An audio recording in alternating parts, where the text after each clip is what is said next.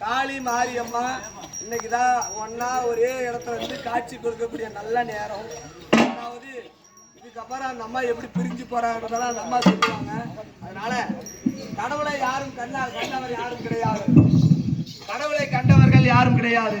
அதனால ஒரு கல்லை வைத்து மஞ்சள் பூசி குங்குமம் வைத்தா இதுதான் மாரியம்மனா, இதுதான் மாரியம்மா, இதுதான் காளியம்மனா, இதுதான் காளியம்மா. ஏன்னா இந்து மக்களாக நாம பிறந்து தெய்வ நம்பிக்கை உடையவர்கள்.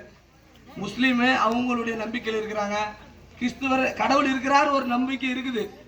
இந்த பஞ்சபூதத்துக்கு அப்பால் ஒரு சக்தி இருக்குதுன்னு மட்டும் எல்லாரும் நம்புறாங்க. அதை போல நம்பிக்கையோடு காளி மாரியம்மன் இரண்டும் இங்க வந்திருக்கிறாங்க. உங்களால் முடிந்த காளிக்கு, அதாவது குறை இல்லாத மனிதர் யாரும் கிடையாது. எல்லாருக்கும் ஒரு கஷ்டம், பணக்காரனா தான் ஒரு கஷ்டங்க, ஏழையா இருந்தா ஒரு கஷ்டம் இருக்கும். உங்களுடைய மனதில் எதனா குறை இருந்து கஷ்டங்கள் இருந்து அப்படி இருந்தது எல்லாருக்கும் இருக்கும். ஆனா உங்கள் குறையை சொல்ல வேண்டுமானால் நம்ம இடத்துல அந்த குங்குமம் மஞ்சள் அதெல்லாம் இருக்குது.